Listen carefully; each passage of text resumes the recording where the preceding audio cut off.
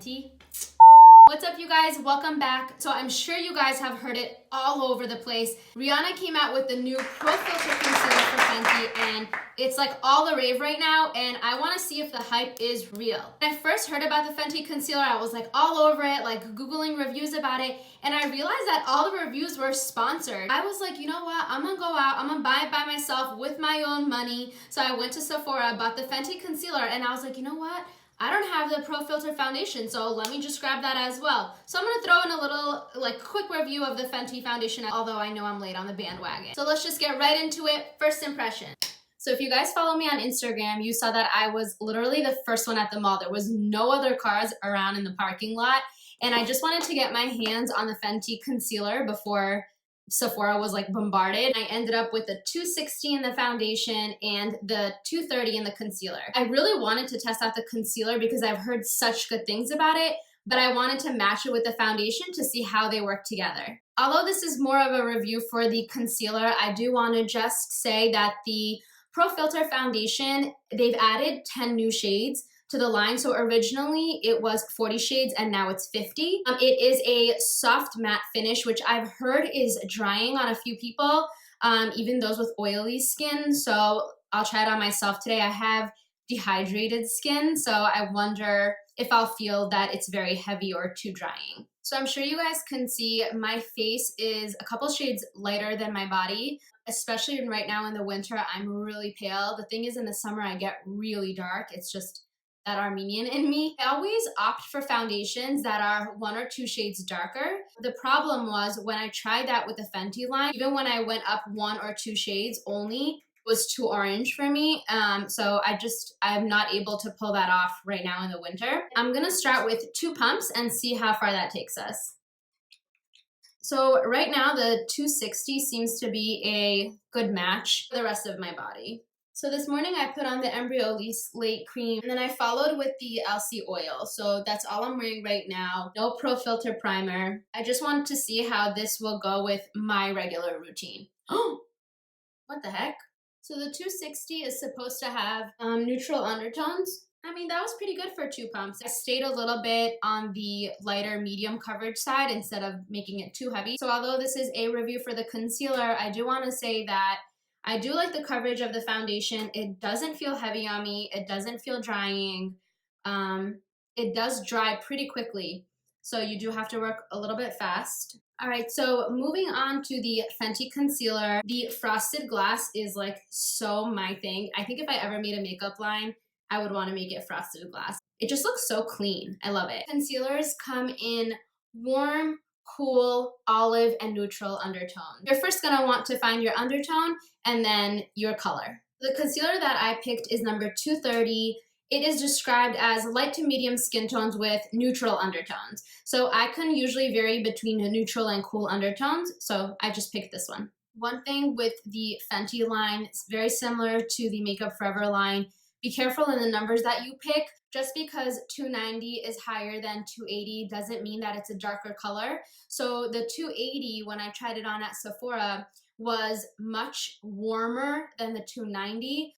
And I think that warmness makes it look a little bit darker. So be careful in the numbers. When you pick your colors, look more towards your undertone and then the color that works for you. All right, at first glance, pulling it out, that looks like a very decent amount of product on the applicator. The applicator looks like it is flat, which is probably gonna apply very beautifully. Very little will go very far in this. This is great. I don't have to double dip into the product. Consistency seems very creamy, much like the NARS Creamy Concealer. I'm gonna use the warmth of my finger to blend that product into my skin. All right, it seems to dry really quickly, so blending needs to be done quickly as well. It seems to have good coverage, and for me, good coverage means that it's buildable, so anybody can really use it, whether they want light coverage or full coverage. Although it is creamy, it does seem to have a more matte finish. And although I don't normally do this, I'm gonna apply some to my chin and forehead area just to even things out a little bit. It does not feel heavy or cakey at all. However, we will see how this dries and whether or not it creases, which is obviously always the biggest concern with concealers. I do like how it brightened as well as provided coverage. That looks really pretty. It goes really well with the consistency of the foundation. They blend well together, but they do both dry very quickly, so you just have to work a little bit faster. We'll let a few minutes go by and see if this is gonna crease on its own without any setting powder, and then we'll apply setting powder and see what that looks like. Okay, it's been about 5 to 7 minutes, and I'm just sitting here taking a look at it. It is creasing underneath my eyes a little bit. Okay, you see how it creased on my lids? I think the truth is that regardless of how much brands say that a product is creaseless, when it's creamy, I feel like once you apply it and blink, I mean, we all have natural fine lines. That product is going to sink into those areas if you do not set it. Some people don't know to set their foundation or their concealer. So if you don't do that, I think it's inevitable that it's going to crease. Okay, since it creased, I'm just gonna use my fingers to blend that back out. So I'm applying the Laura Mercier setting powder. Like, I just want to test out the concealer and see how it works with my regular routine and the products that I already have. My first instinct is not to use too much setting powder because even though it doesn't feel heavy, it still has a matte finish. I do feel like the foundation is a little bit drying around my chin. I'm not sure if that's just my skin or the foundation itself. I haven't seen my skin do that in a while, so I think I'm going to have to assume that it's the foundation. Just gonna go in here and set my foundation. All right, so I am back. A few hours has gone by. It is now 1:32 p.m. The foundation and concealer seem to be holding up really well. Once I set it, it no longer creased. So I will say in that aspect, it is creaseless, but you do have to set it first. I don't feel heavy. I don't feel like I'm wearing a ton of product. So I think next time around when I use the Fenty concealer, I will color correct underneath my eyes first, because although the concealer did brighten and did cover, it still feels a little bit dark underneath my eyes. The concealer color that I chose did have neutral undertones. So if you're looking to cover dark circles, if underneath your eyes are very cool colored, if you have the blue veins coming through, you're gonna wanna use a little bit of a warmer shade, at least as a color corrector first, to cancel out that darkness or that blueness, that coolness, and then use the concealer on top of that. For me personally, the Fenty concealer feels like a hybrid between the NARS Creamy Concealer and the Tarte Shape Tape. It gives off product like the Tarte Shape Tape, but it has the creaminess of the NARS Creamy Concealer. So a quick comparison to the NARS Creamy Concealer, which I think like they were aiming towards, the Pro Filter Concealer is 0.27 fluid ounces, and you can get that for $26.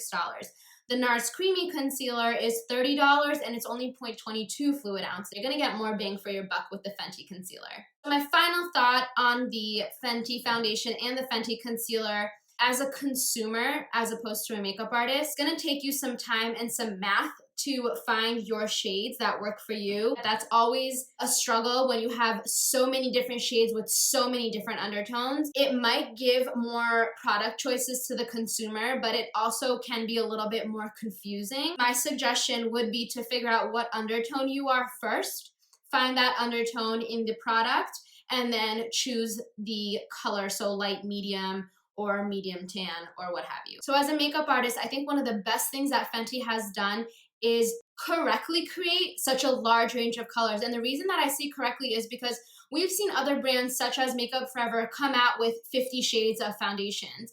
But the thing with that Fenty has done is correctly create those colors so that clients with very, very fair skin tones and very, very dark skin tones are able to find colors that work for them. In my opinion, from what I've seen in the Fenty line, is that they've put more orange into their foundation that works very well for darker skin tones. I think most brands think that, you know, darker means redder, and that is not true. In fact, sometimes the redness can cause ashiness in darker clients. So having that orange undertones in their line creates like brightness. Is it worth the money? Is it worth trying it out? Yeah, I think so. You know, go to Sephora, check it out, see if you like it.